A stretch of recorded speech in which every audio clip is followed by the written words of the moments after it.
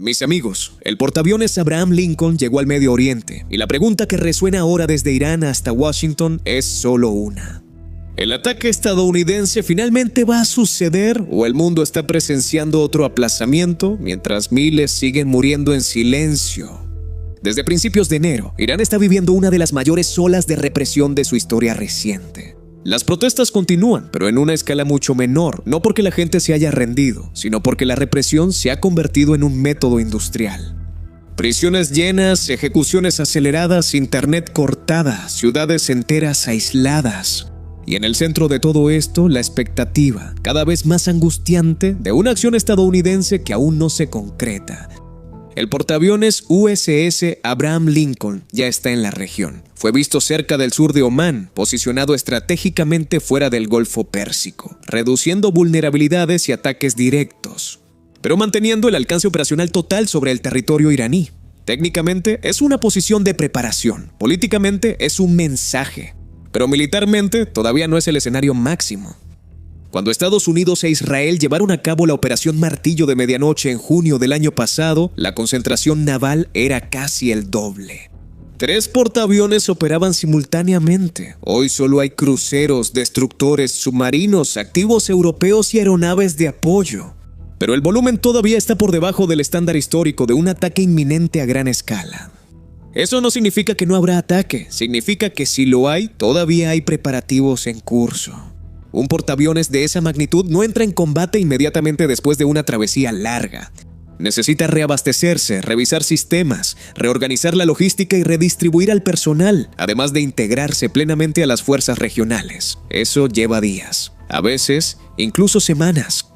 Y mientras tanto, el reloj corre en contra de los civiles iraníes. Paralelamente, Estados Unidos amplió significativamente los sistemas antimisiles en Israel. El THAAD, el sistema de interceptación balística estadounidense más avanzado, vio ampliada su presencia en el desierto del Negev. No solo importan los lanzadores, sino también los radares y los centros de comando que permiten la interceptación fuera de la atmósfera terrestre. Todo es operado por inteligencia artificial y sistemas automatizados. Ningún ser humano tendría tiempo de reacción suficiente sin este aparato. Esa expansión no es defensiva por casualidad. Ella presupone una represalia iraní. En junio pasado, Irán respondió con misiles balísticos contra Israel. La mayoría fue interceptada, pero el riesgo permanece. Fueron más de 500 misiles balísticos lanzados. Esta vez, la preparación es aún mayor. A pesar de la retórica pública confusa, la cooperación entre los países de la OTAN sigue activa.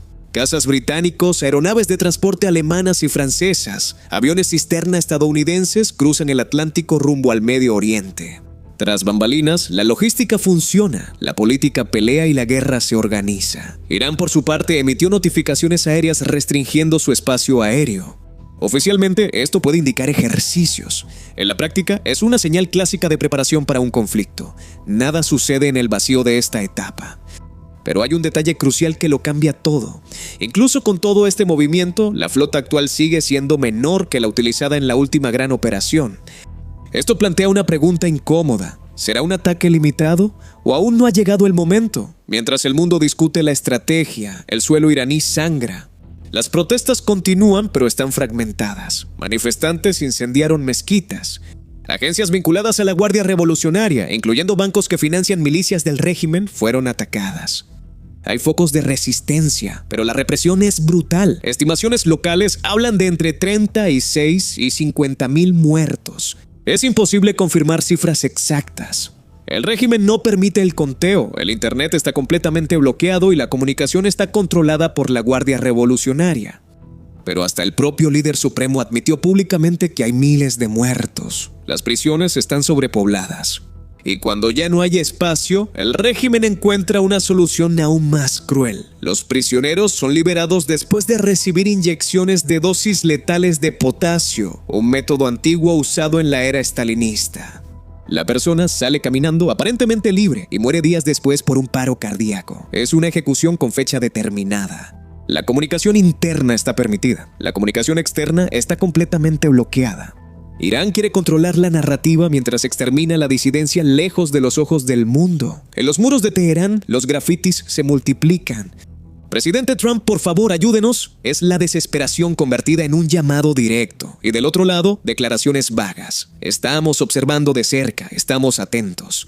Palabras que no detienen balas, no interrumpen ejecuciones, no salvan prisioneros.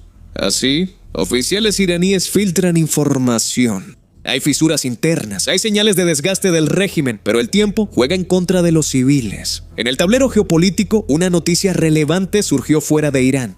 El gobierno estadounidense criticó duramente al Reino Unido por intentar transferir la soberanía de las Islas Chagos a Mauricio. La base militar ahí es estratégica para operaciones en el Océano Índico y en Medio Oriente. Tras la presión, Londres retrocedió. La base permanece. Eso fortalece la capacidad operativa estadounidense en la región. Mientras tanto, Brasil eligió el silencio. El gobierno de Lula fue el único de América Latina que se abstuvo en una votación del Consejo de Derechos Humanos de la ONU, que condenaba las violaciones cometidas por el régimen iraní. México y Colombia, incluso con gobiernos de izquierda, votaron a favor de la condena. Brasil prefirió la neutralidad en nombre de la soberanía. Pero en la práctica, eso significa cerrar los ojos ante ejecuciones en masa. La prensa alineada con el gobierno intenta encuadrar las protestas iraníes como una revolución de colores, un término clásico de la retórica autoritaria para deslegitimar las revueltas populares, atribuyendo todo a conspiraciones externas. Pero no hay suficiente CIA en el mundo para explicar a decenas de miles de personas enfrentando ametralladoras con las manos vacías. Lo que existe es un pueblo acorralado, un régimen en modo de exterminio y una potencia militar que aún no ha decidido si actúa ahora o después, cuando ya sea demasiado tarde. ¿Abraham Lincoln ya llegó? La defensa antimisiles está lista, la logística está en marcha, existe cooperación internacional, solo falta una cosa, la orden. Cuando y si llega, el mundo cambiará en cuestión de horas. Y si no llega, el silencio seguirá siendo cómplice y la historia cobrará ese precio. ¿Y tú? Comenta aquí. ¿Trump debe atacar a Irán, derrocar al régimen del Ayatolá o solo quedarse observando? Voy a leer cada comentario. Suscríbete al canal, activa la campanita de notificaciones y deja tu like en el video. También puedes hacerte miembro con una suscripción que cuesta menos que un café al mes. Y fortalece esta comunidad que no deja de crecer. Sigue acompañándome aquí, porque nuestra vigilancia global está más atenta que nunca. Hasta la próxima.